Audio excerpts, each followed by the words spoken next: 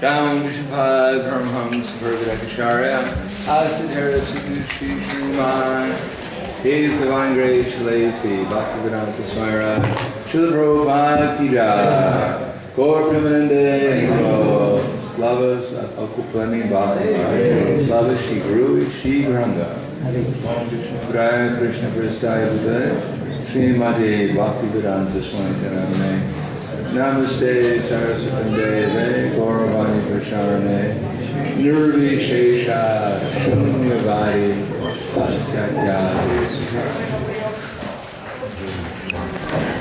Thank you, I needed it as well.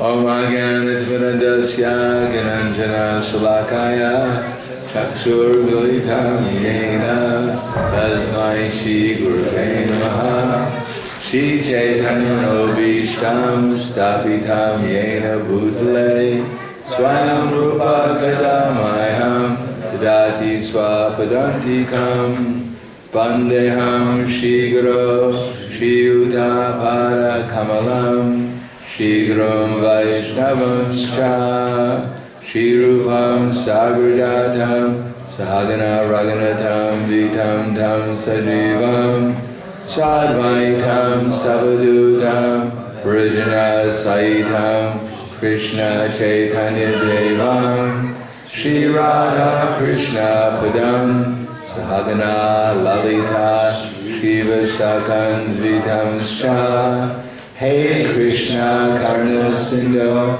Dinabando Jagatpate Gopesha Gopika Kanta Radha Kanta Navostute Tapta Kanchana Gaurangi Radhe Vrindavaneshwari Prishavana Sudadevi Pranamami Hari Priye Vancha Kalpa Tribhyascha Kripa Sindhu Vyevacha Patitanam Bhavanebhyo Vaishnavebhyo Namo Namaha Shri Krishna Chaitanya Prabhu Nityananda Shri Advaita Gadadhar Srivasadi Gaur Bhaktivinoda Hare Krishna Krishna Krishna Hare Hare Hare Rama Rama Hare Hare Om Namo Bhagavate Vasudevaya Vasudevaya Om Namo Bhagavate Vasudevaya Om Namo Bhagavate Vasudevaya Om Namo Bhagavate Vasudevaya Dobre doshli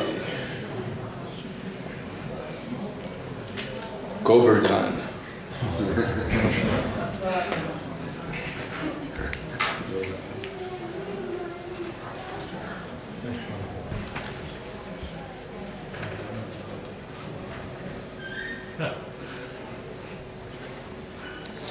So this is Nectar of Instruction, text number 7.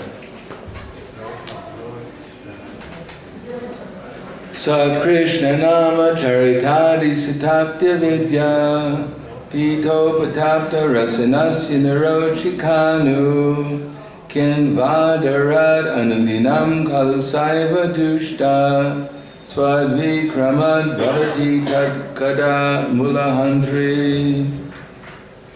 The holy name, character, pastimes, and activities of Krishna are all transcendently sweet like sugar candy.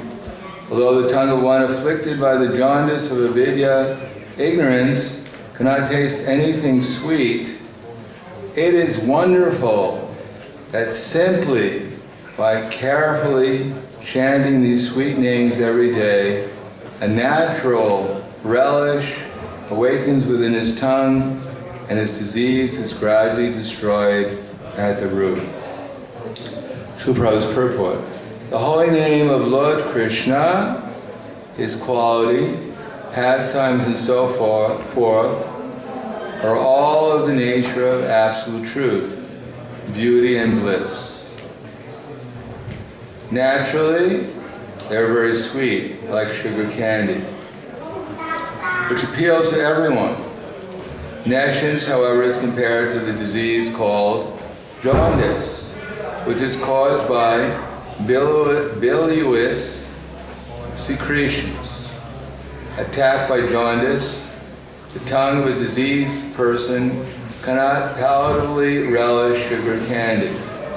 Rather, a person with jaundice considers something sweet that tastes very bitter.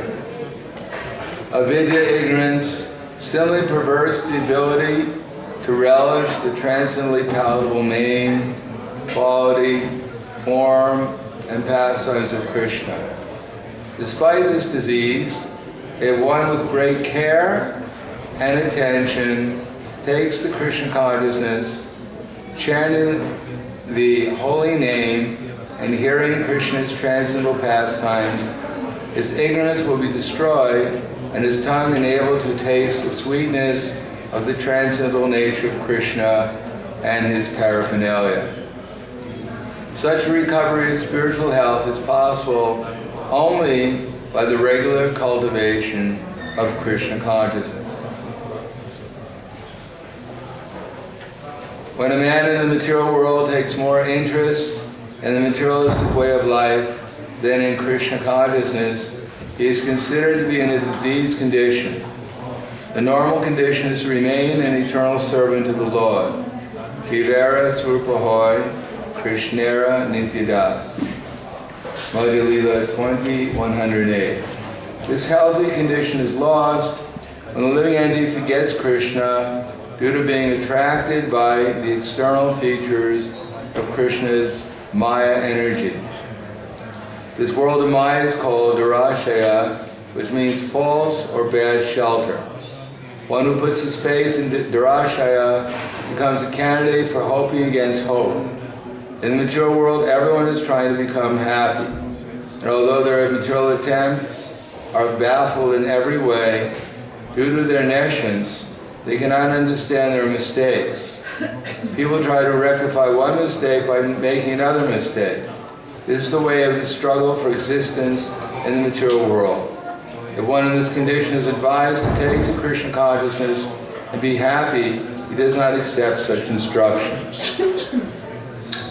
Namo Vishnu Padaya Krishna Pristaya Bhutale Srimate Bhaktivedanta Swami Namane Namaste Saraswati Deve Gauravani Pracharane Nirvishesha Srinivadi Paschatyade Satarna.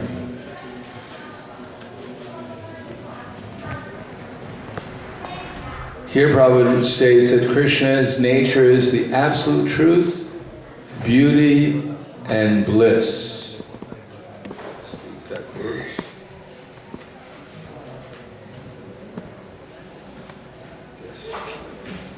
So Krishna is Sat, Chit, Ananda, and full, that is unlimited. So everyone is looking for peace, that is security, peace, some kind of stability. Everyone is looking for knowledge of how to obtain that peace. And everyone is looking for knowledge, when we do become peaceful, how to become blissful and happy. So our first business in the material world is trying to find security. Because unless there's security, unless there's peace, we can't enjoy any kind of happiness very easily.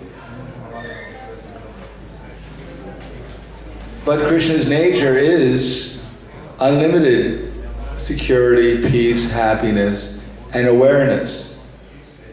So when we become conscious of Krishna, then we actually become aware of real security, because we become aware that we're eternal, and we have an eternal loving relationship with Krishna, who is the nature of unlimited pleasure.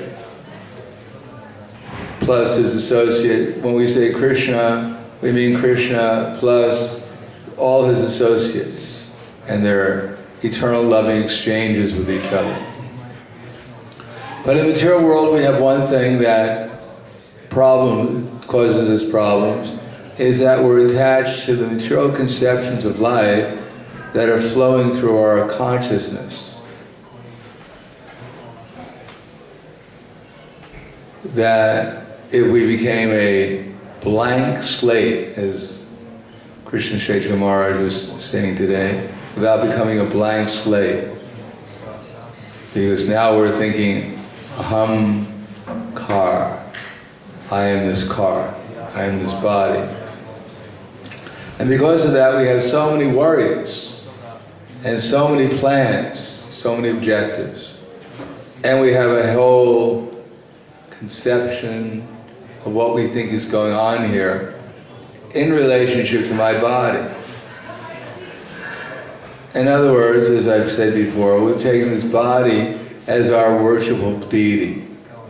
And we actually have faith that somehow or another, if we make this body comfortable, if we make this body the object of other people's appreciation and service, then I can actually become peaceful and happy that way. Unfortunately, since the body is only temporary, no one can save it. No matter how much they like us, how much they want to save us, it's not possible to save this body. When Prabhupada was sick, apparently his body was apparently sick. Prabhupada's body was transcendental, and it was all part of Leela.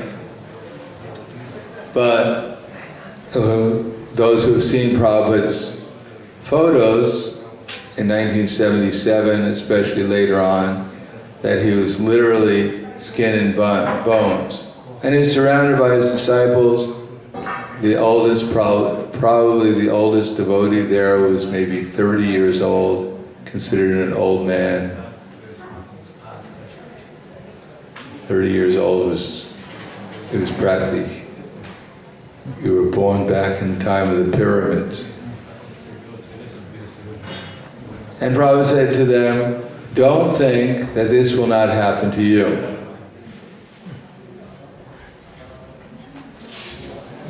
They were thinking, oh, Prabhupada's going to leave us. But, of course, Prabhupada's transcendental, but still, everyone has to face the same challenge. This body is temporary, and no matter how much people want us to stay, they may take hold of our arm or our hand and say, don't go, don't go. I don't want to go. I don't think I have a one-way, I have a ticket out. I don't think I can miss the train. So no matter how much people want us to stay, as Krishna says, or Shukadeva Goswami says, Deha patya kalatradishu atma sanyeshva satsupi tesham pramato nidanam pashanapi napashati. Why these houses? Why are people constructing houses? Why are they getting married? Why are they having children? Why do they even get these animals, like the dog? Of course, sometimes you get a dog because it's nice and fluffy or something. Put it on your bed and fluff, feel the fluff. But generally people get animals because they hope, he'll protect me, Fido will always help me. If someone comes, Fido will bite them. And my wife, she loves me, she won't let the Yamadutas take me away. And my children will jump on them. And my house has big locks on it, the Yamadutas will never get in. So people are hoping that this is some kind of security, and indeed it is some kind of security, but it's not very much security to protect us at least from death and old age and disease. And then, when we leave this body, we can choose where we're going. We can say, well, I wouldn't mind becoming Indra. Okay, no worries. You can become Indra. What about the sun god? No, I'll just take Indra, that's it. Well, I'm sorry, you're destined to become a mouse. A mouse? No, that's not possible. Can you look up the, or as of course it's a joke, I've said it before, but we'll say it again. It's not in Shastra, by the way. that one day there was this man, he wouldn't give anyone a donation. He was so miserly. He kept all the money for his own personal benefit. But he heard from reliable sources that if you give a donation to the church, then you are guaranteed to go to heaven. So he said, why not? A small donation. So he gave five euros to the priest, and he asked for a donation, for a receipt. The priest said, we don't give receipts for 5 euros. He said, no, I gave you 5 euros, you have to give me a receipt. So the priest said, all right, we'll make an exception. So he wrote out a receipt for 5 euros. And time came, he had to quit his body. He quit his body and he's on the line for judgment. There is Peter at the pearly gates, and he had the book of judgment and he's judging people, sending them to heaven or hell. Finally, his turn came. Peter looked up in the record and said, sorry, you're supposed to go to hell. Wait a second, you got it wrong. And he takes out his receipt. He was so attached to it, he even brought it for judgment. And he said, look, I gave the priest 5 euros. They guaranteed I was going to heaven. So Peter said, well, I never heard that before. It says in the book you're supposed to go to hell. Maybe we can give you a discount, but sorry. He said, no, they told me that if I give a donation, I'm going to heaven. So there's a big argument, and the whole judgment line was being held up. God was wondering, what's going on? Why this big holdup in the judgment line? So he came out and said to Peter off to the side, said, Peter, what's wrong? What's going on? He said, well, this man was so sinful, miserly, that he was definitely supposed to go to hell. But he claims that he gave a donation to the church and for 5 euros, and that he's supposed to go to heaven. So God said, all right. So he takes out his wallet and gives Peter 5 euros and said, give him back the 5 euros and tell him to go to hell.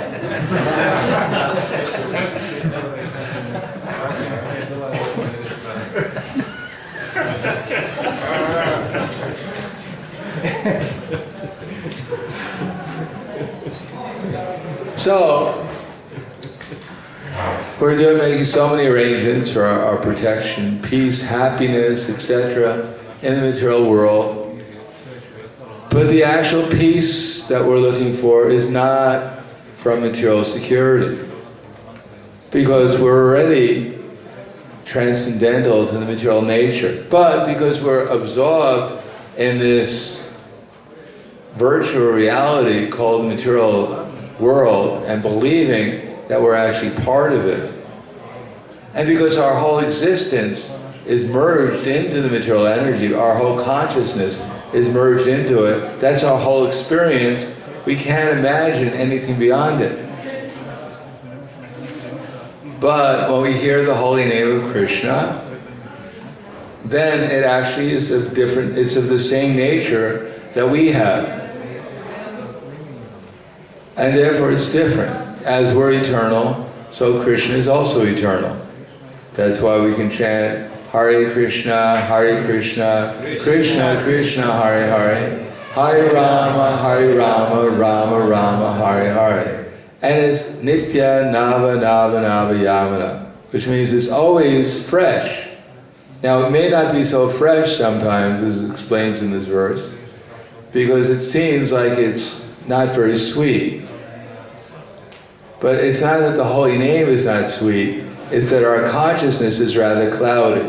And therefore, when the consciousness is cloudy, the rays of the holy name do not actually pierce through the clouds of our ignorance or aparadhas.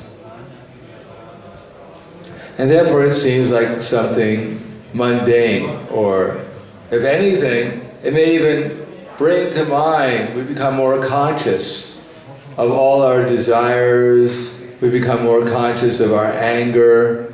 In other words, the holy name, the first thing it does is wake us up a little bit. And because we wake up, we become disturbed. It's just like during the spring, or before spring, during the winter, people take their carpet, sweep the dust underneath the carpet. And they think our house is clean. And then spring comes, and we're going to do some spring cleaning.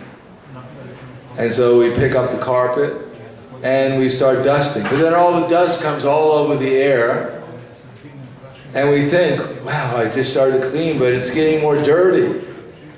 Where did all this dust come from? Well, it came from all the dust you hid under the carpet. And now it's coming out, and it's not getting dirtier, you're just actually discovering the dirt that you didn't even know about. So similarly, when we start chanting Hare Krishna, suddenly our mind wakes up, and we start all these thoughts that we thought had gone away or didn't exist. Everything starts rising up from within our heart, and we think, oh, I was so happy and peaceful before I started to chant, and now my mind is so disturbed. Maybe I should stop chanting and then I can become peaceful again. Hare Krishna, Hare Krishna. Prabhu, wake up. No, I was peaceful now. Don't feel a thing. So there is a time called an Artha Nivritti. In other words, we're practicing Bhajana Kriya.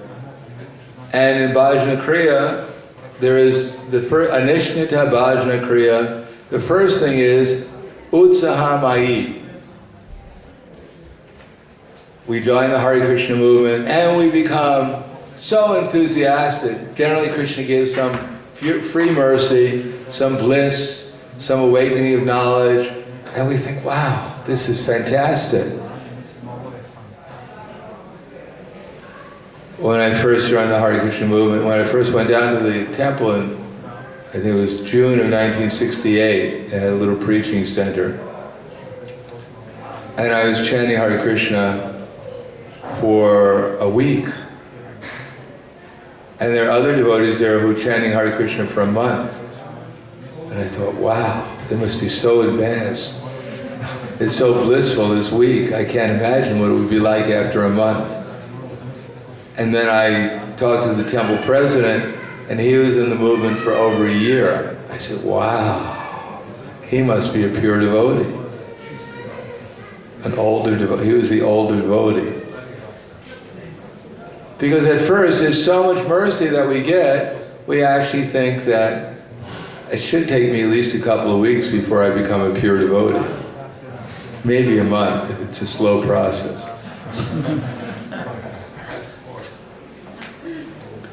And we become puffed up. We can't believe how enthusiastic I am. Wow, I'm so enlivened. I'm actually so excited about this whole thing. And if we see some devotee who's been around for some time, we think, what's wrong with these devotees? Why are they so depressed? This is so fantastic.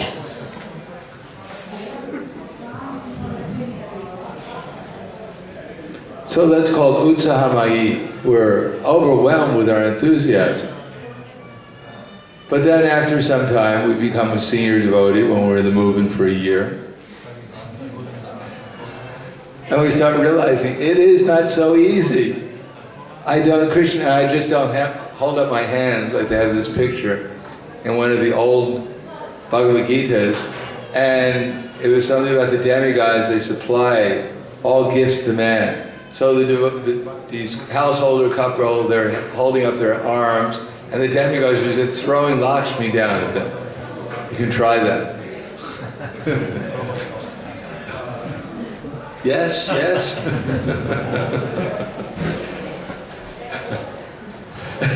You did it in the picture, why not to me?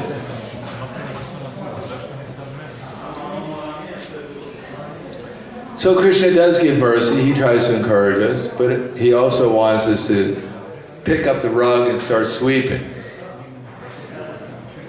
So the next thing is, what is that? Niyama Aksha, not Niyama Aksha. Alternating thick and thin. So sometimes we're enthusiastic, and sometimes we're not so enthusiastic. Sometimes we think, wow, this is fantastic, I'm going to chant all day long. And sometimes we think, wow, we look at our beads and we say, I just can't pick them up. It's just too heavy. I just don't feel like it. What else can I do? I'll finish my rounds, but later.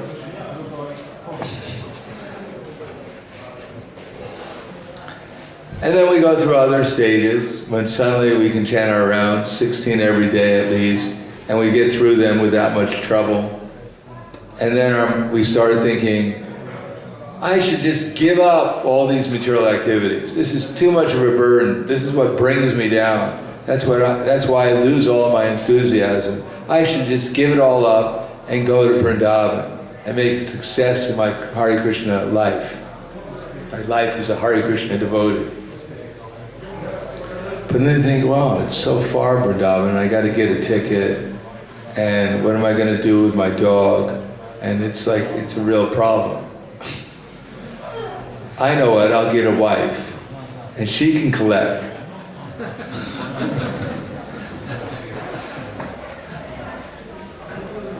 No, but if I get a wife and she'll want kids, then she might ask me to work sometime in the future. I don't really want to work. I'd rather just go to, maybe I'll get a free ticket somewhere. No, it's not possible to get a free ticket. Get a wife, do a little work, but then you'll get some kids and let them grow up and they'll support you. You can live in Vrindavan, then you can work in the West, and everything will be nice. So no, I should just give up everything, and even if I don't go to Vrindavan, I'll go to the temple and I'll just eat prasadam and chant Hare Krishna. So this is called alternating renunciation and attachment. She loves me not. She loves me not. She doesn't love me. What to do?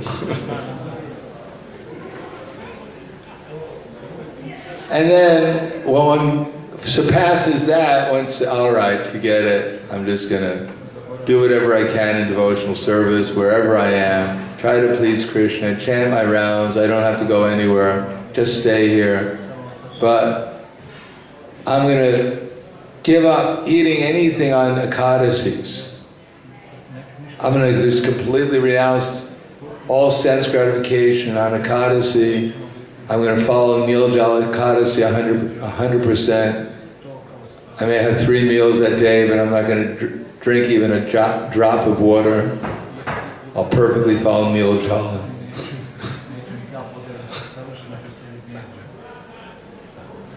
So then one is fasting on Ekadasi, doesn't eat anything or drink anything, and he looks over all the devotees and thinks, wow, these sinful people, look at that, he's eating something. I knew he was a rascal. My God, look at how much he's drinking. No respect for Ekadasi, no devotion whatsoever. And I look at me, I'm following Ekadasi, I'm pure in heart. And there's only 23 hours left and I can eat. Oh, I'm hungry. I'm so pure, I can't believe it. Look how I'm suffering for Krishna. 22 hours and 32 minutes. I can eat. Oh, I'm suffering so much. So this becoming more attached to the things that we're trying to renounce. And then there's Niyama Akshama. Finally, we were not so much fanatic. We have some kind of regulated life. We're not trying to renounce the whole world or enjoy the world. We're not so puffed up that I'm God's gift to the Hare Krishna movement. The movement didn't start in 1966 or 65. It actually started when I joined.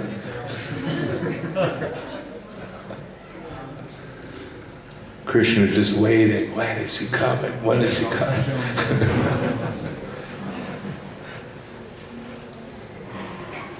So one is not so much caught up in this illusory consciousness. One is an illusion, but not this kind of illusion. So then one is trying to follow, I'm going to get up at 2:30 every morning, chant my rounds before Mangal Arati, etc., etc. And for 2 days one gets up at 2:30, think, just see my prowess. Just see how much advancement I made. Maybe I should get up at 1 and chant my rounds. And the next day, 3 o'clock, oh well, everyone has to slip. Then 3:30, then 4 o'clock, then I'm going to miss Mangal Arati anyhow, forget it. So one is making a vow all the time to improve one's devotional service, and for some time it is improved, and then one slips. And then finally, after some time, one is actually on a steady platform of pure devotional service. One is chanting his rounds every day, following the principles, coming to the classes. One is very steady, and everyone thinks, oh, this devotee is actually a very advanced devotee. This is a pure devotee. He's kind to everyone. He says the right thing all the time. He's everyone's friend. He never bothers anyone. He's an actual Mahabhagavat. And one thinks, yeah, I guess everyone says I'm a Mahabhagavat, I must be a Mahabhagavat.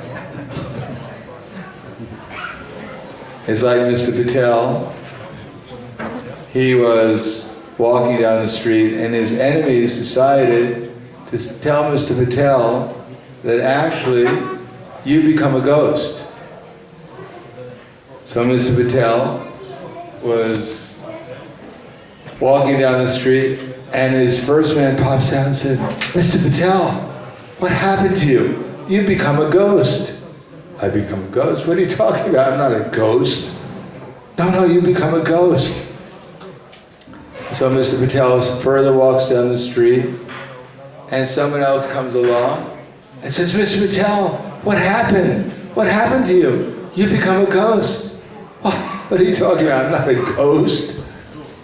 And the third time, someone pops out and says, Mr. Patel, you're all white. You become a ghost. What happened?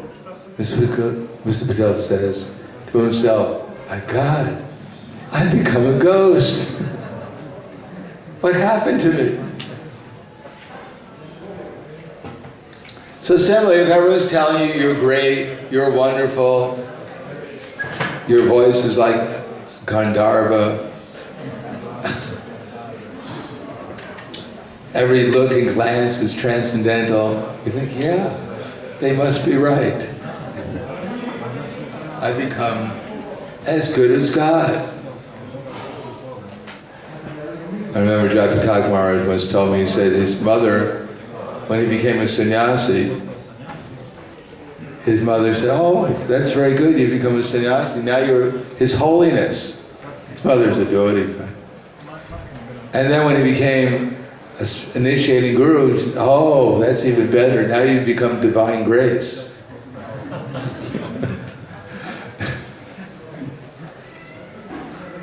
So this is called Taranga Rangini, enjoying the small waves of devotion.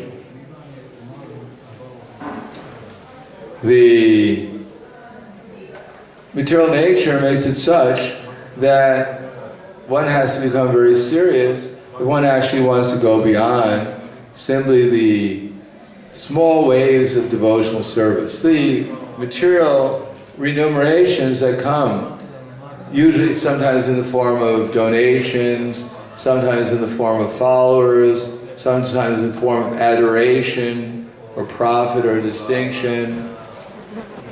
And the real business is anartha nivritti. And there's different kinds of anarthas. One of them is arising from our past pious or our past sinful activities. And then there's anarthas rising from seva aparad or dhamma aparad or different types of aparads. But of all the different types of anarthas, the one that most affects us, that is most serious, is nama aparad. That to chant Hare Krishna and to chant as we go into up the list from to blessing the devotees who have dedicated their lives in the propagation of the holy name of the Lord. So these all lead to one anartha, or aparad, actually an aparad, that is inattentiveness. Inattentiveness doesn't mean necessarily we just don't pay attention, it means we don't pay attention to Krishna. That instead of seeing everyone and everything in relation to Krishna, we see everything in relation to how I'm relating to others. If I'm relating to others and to other things in relation to Krishna, then I'll see them in relationship to Krishna. If I become Krishna's instrument and I'm actually acting according to the 6 loving exchanges with the devotees, then I'll see them in relation to Krishna. And if I see the innocent and I see them as objects of Krishna's mercy and I try to help them, then I'll see them in relation to Krishna. And therefore, when I remember them, I won't forget Krishna, I'll actually remember Krishna. So whether it's considering the names of the demigods as equal to Krishna, or considering Krishna's name as imagination, it has to do with actually seeing things and utilizing them in Krishna's service, especially our body, mind, words, assets, utilizing in Krishna's service to help others become Krishna conscious. And then when I chant Hare Krishna, I'll actually pay attention to the holy name, because there won't be any distraction. And even if some thought comes to my mind, by proper training, Krishna says, Apuryamanam achala pratishtam samudram apa pravishanti yadvat tadva kamyam pravishanti sarve sashantim apnoti nakama kami. So this is the stage of nishtha. Thoughts may come, but thoughts will go. So this is the stage that pure devotional service begins at, and this is what we have to practice. It is not expected that any of us, we're going to chant Hare Krishna, and suddenly my mind says, I quit. I'm not going to bother you for at least 16 rounds because you're doing something very important. I'll go away. No, the mind says, you're trying to chant Hare Krishna. Let's see how long you last. I have something to tell you. Boo! No, don't say that, Maya. No, no. Boo! Boo! Oh, okay, I quit. I give up. I'll watch the movies.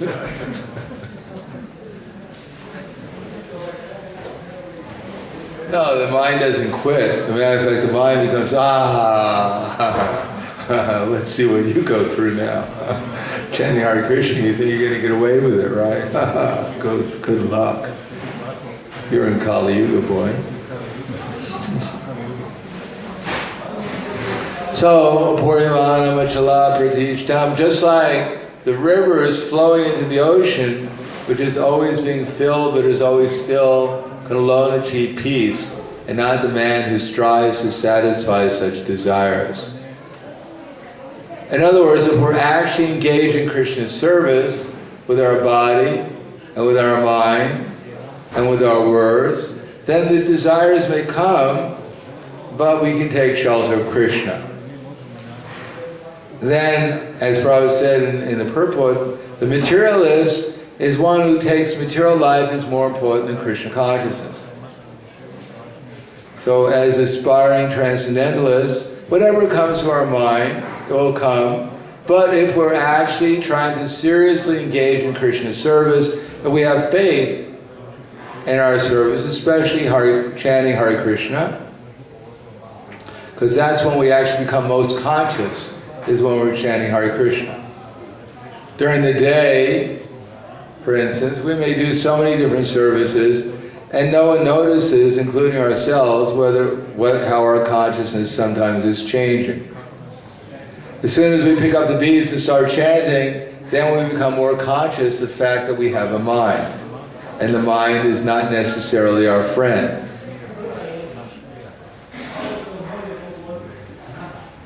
Therefore, sometimes, for instance, another service, which is very important, for instance, book distribution.